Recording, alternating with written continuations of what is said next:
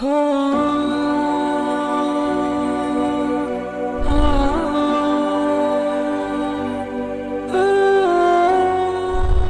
name's Yusuf. I'm 52 years of age and I've been a Muslim for 27 years. Ethnically, I'm from an Irish stock with a bit of English in there as well. Father was Catholic, my mother was Catholic, although only nominally Catholic. They didn't really take it that seriously. We didn't have any religious upbringing at all, no education in terms of religion, and we lived our lives as we saw fit, as our desires took us, we went. My mother and father used to give me some indications of what is right and what is wrong, but very, very little in the way of religious instruction, so we were free.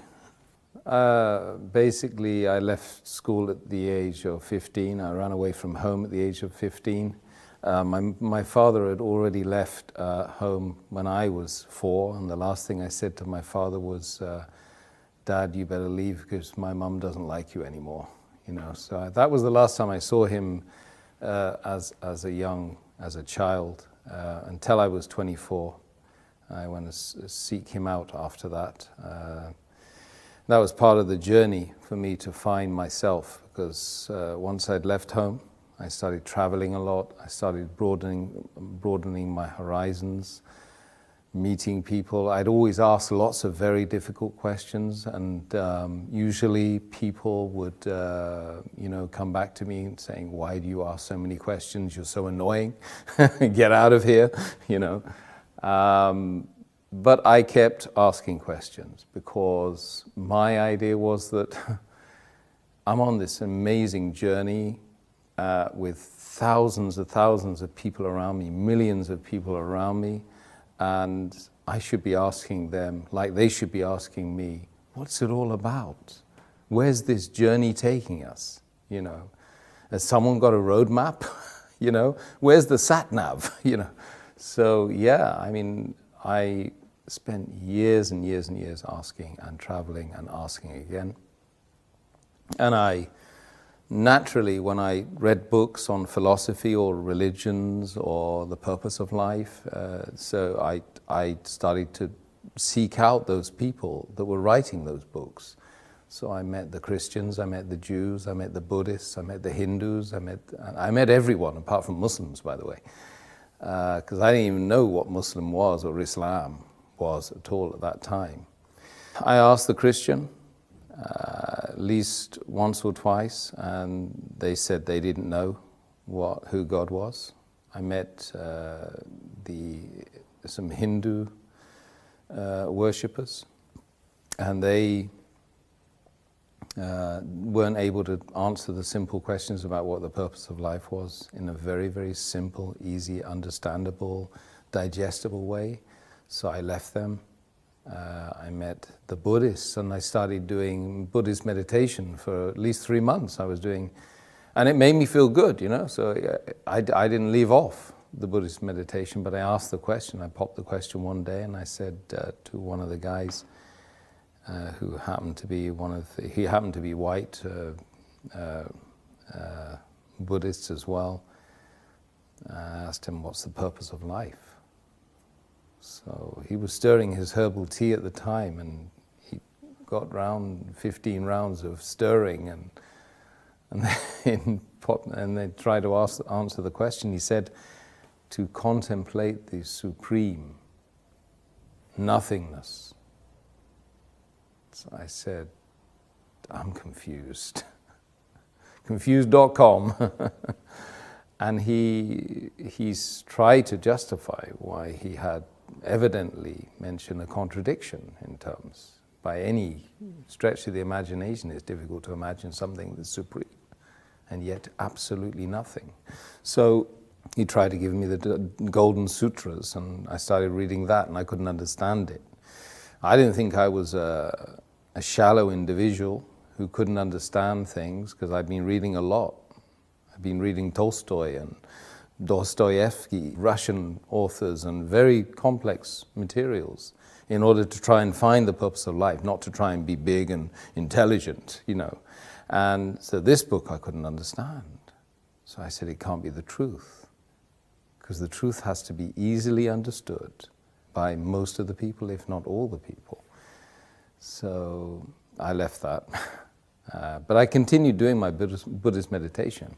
So I started looking into the Chinese philosophies, started doing martial arts, I started doing Tai Chi. I did Tai Chi for 3 years. And I was still reading and every ism and every schism and every possible thing which would help me to try and find me, Tim, who am I, you know. And it was a big struggle, massive struggle. So I went off and I was told that, you know, the top 5% of the world, they go to university. I got to Sussex University, studying politics and third world development, because that seemed really interesting to me. But it wasn't the paper, it wasn't the subject, it was the fact I was going there with this top 5% of the world sitting with me. So I got there and I was mortally disappointed, because most of them were just out to get drunk and have a hedonistic lifestyle whilst they were away from their family for the first time in their lives. You know. So I was there in the university, and I was pushing, prodding, poking everyone again and again and again, trying to find out what this life is, you know.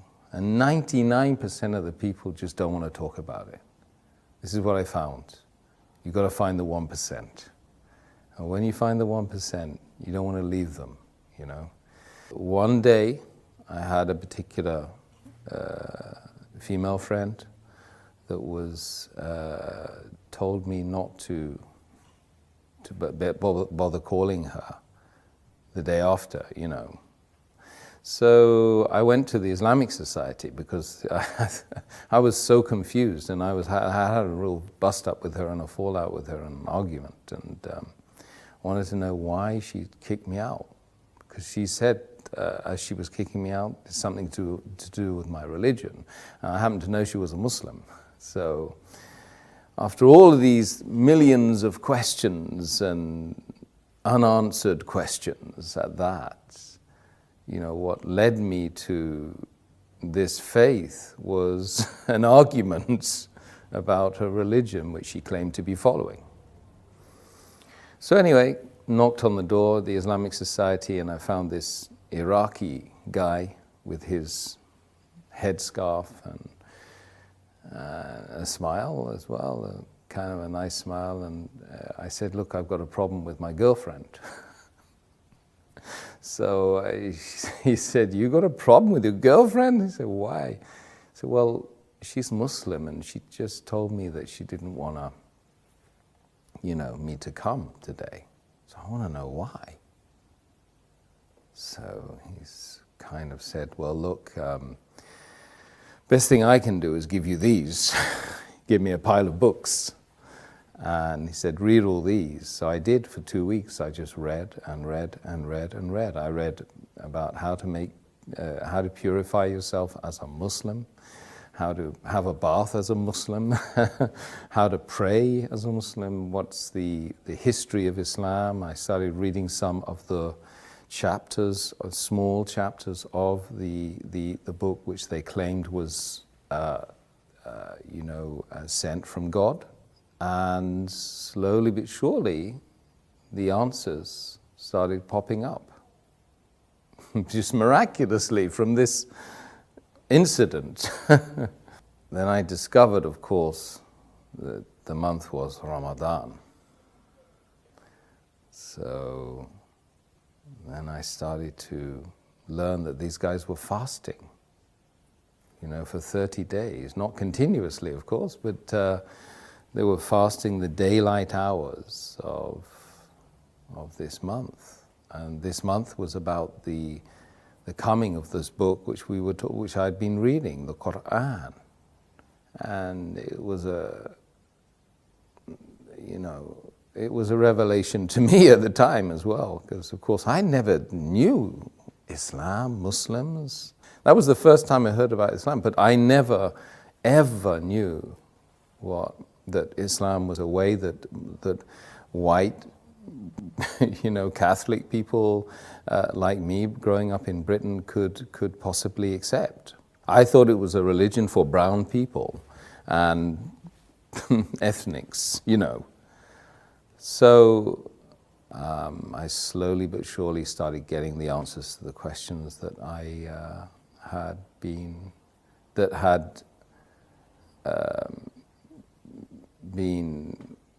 dominant in my life, for that 10 years. And I couldn't sleep. Days and nights would go by where I couldn't sleep. There were moments when, I just think, what's the point of this life without knowing, without having any certainty about a direction, about a purpose? What's the point? I mean, would anyone go on a journey without knowing the destination, the purpose? Absolutely not.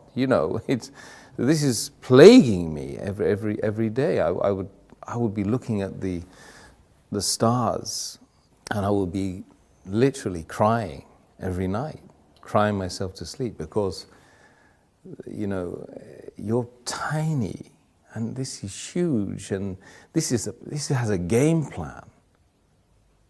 This is more than just a mere coincidence, a mere happening, that's something that's just happened out of nothing. This is by design. And you have to find the purpose. So you come across this book which answers all of the questions. You don't like what you read. Some of it you don't like. But it's kind of good for you, right? You realize it's good for you. And it was probably the third week of Ramadan then.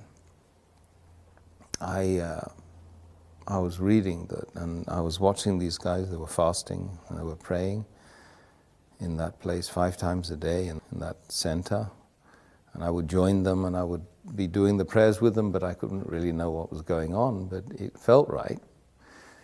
And one day I woke up and I said, look, I'm going to fast today, because the fasting is the thing that really seemed to be very attractive, and it was a challenge for me, and I thought it might help me in the journey. So I prayed. I started fasting that day, and it was like somebody had removed the blindfold. They'd unlocked the door. They'd removed the earmuffs, and I was able to think clearly. And just that moment, on that day, on that time, was the moment when I found Islam. Because, when you're fasting sincerely to find the one that created everyone here and everyone out there and everyone that's going to be created later on, after we go and we leave this planet and leave this journey, is the ultimate sacrifice, when you give off your food and give away the luxuries that you have and the water, and you do it sincerely, seeking the face of the one that created you, is the moment when you found yourself, So that was that day. That was the day, and I hadn't taken what was called the Shahada, or the declaration of faith, because I thought, well, God knows me better, so why would I bother, Anyway, I went on right until the end of Ramadan, and one night I was just super aware of myself, of being like needing to get rid of the past and start something new. It just felt like that. So the whole night I was just like, I was making this ritual ablution, watching, because I was reading it all the time in the books I had with me, and trying to get rid of something that was in the past. And then in the morning, very early in the morning, I just walked. I went up and I started looking for a mosque. I went into a mosque. I got to the top of the stairs and the guy grabbed hold of me and said, "Look, what's going on? What are you here for? Can we help you?" I said, "Yeah, I've just come to embrace Islam." He said, "Well, we don't know you. I mean, we've never seen you. What do you know about Islam?" I said, "I've been reading about Islam for the last 2-3 weeks, in fact, and I've been fasting as well." So they were quite surprised, and they said, "Well, have you washed?" I said, "I've been washing the whole night, man." I made the declaration of faith, and then I kind of got hugged by 300 men, and I'd never been hugged by a guy before. Not even my father, I don't think. I remember feeling that it really was a very amazing moment, and it was unlikely that I would feel that way again. That feeling of elation, the feeling of actually I felt very relieved, because imagine spending 10 years searching and searching for something which you don't even know what that is. It's not like you go on, you search for something, right, which you know, and you pretty much know where you drop that thing. So you've got a very small area that you can check, from home to work, back to school. Yeah, I can retrace the journey. But with something like the purpose of human existence, in a sea of 8 billion people, with millions and millions of potential miles you need to travel, and that took me 10 years. I was 25 or 26 by the time I embraced Islam, and so the feeling was amazing. It was something which is groundbreaking. And then, of course, ever since, we've got all the challenges of being a person who does claim to believe in God. So I didn't really have any concerns about, taking that plunge and becoming a Muslim, because I was doing it sincerely to try, and if I didn't do it, what was I going to do instead? I was destined to fail, to literally become an alcoholic, or to be a person that would just live their life as a hermit. Literally, that's the way I was thinking at the time before I embraced Islam. So I didn't really have any hang-ups about accepting something that was going to really, truly speaking, help me here. It doesn't matter, the external didn't matter to me. At that point, I would do anything to find the truth. And there's a lot of people out there like that in this world. I've met lots of them. And they genuinely good people. They have that feeling in their heart. They really want to spit it out. But really, there's nothing to be fearful of. Rather, that you should be fearful of the fact that you're not being sincere to yourself, true to yourself. That creates mental conditions. There's a lot of people that have psychosis and mental issues because they're not true to themselves. What their heart and their soul is telling them, they're not doing that. And this is, we call it hypocrisy. We mustn't be hypocrites. A community of Muslims practicing the faith of Islam is a family that most people don't have.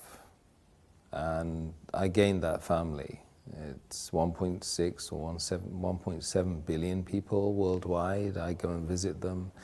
I can just say, peace be unto you, in a gathering of people in a room, and I've got potentially 1,000 invites right in front of my face, if I go and pray in a mosque in wherever it is, Abu Dhabi or Kuwait or America or France So that's the community that I never had. And I yearned that community. I remember when I married my wife, I said, I need to marry into a family. I need a family. because we increasingly in the world, not just in the Western Hemisphere, we're lonely. You know, 40% or more of the population of London lives on their own. That's shocking. People don't even know their neighbors. This is just London. London, #1 capital of the world, right? That everybody loves to be part of. But people are not part of each other, you know. They're distant from each other. So I believe that the greatest thing that the faith of Islam gave me, apart from the massive direction and being able to have secure in the fact that there is a purpose.